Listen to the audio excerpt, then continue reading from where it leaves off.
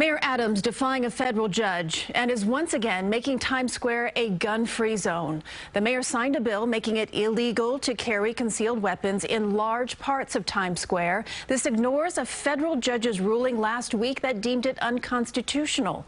The city's new ban expected to remain in effect as this polarizing case goes through the appeals process. CBS 2's political reporter Marcia Kramer has been following these developments from the beginning, and she joins us here in studio with what's next. Well, Christine, it goes without saying that Times Square is a people magnet. Mayor Adams says about 475,000 people pass through the crossroads of the world on an average day. And today he tried to explain why allowing guns in the area is a very bad idea. I own 3 guns. I believe in the right to be a responsible gun owner. This is not an assault on gun owners. This is an assault on making bad decisions that can impact the lives of innocent people.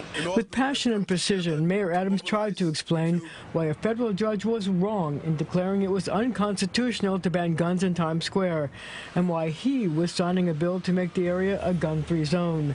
The former police captain said that if it was legal, there might be as many as 1,000 armed people at any one time in Times Square. A gunshot goes off. All of those legal gun owners now take out their guns, don't know who the bad guy is, who the good guy is. Now you have 1,000 people with guns out. There's no sign on your forehead saying, I'm the good guy, I'm the bad guy. It's difficult for trained law enforcement officers to make the split-second decision of who legally is carrying a gun. So how is the average public going to make that determination? The Times Square gun-free zone includes a wide rectangle from 40th to 53rd Streets between 6th and 8th Avenues. Guns will also be banned from 40th to 48th Streets between 8th and 9th Avenues. The move comes as the constitutionality of the state law is making its way through the courts.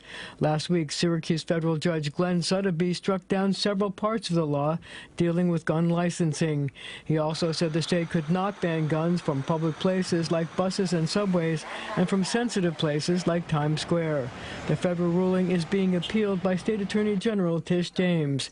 Meanwhile, the gun owners of America say they will continue to fight. We will continue to fight back until those in Albany recognize that their citizens' rights shall not be infringed, tweeted Eric Pratt, the group's senior vice president, today. Manhattan District Attorney Alvin Bragg says he will act decisively in gun cases. Enforcing our strong gun laws is a top priority at the Manhattan District Attorney's office. Well, so far this year, the Manhattan DA has brought 400 gun cases, a 20% more than last year. It's unclear how long the court challenges of the state law will take, so for now, the city is taking this action to keep guns out of Times Square. Christine?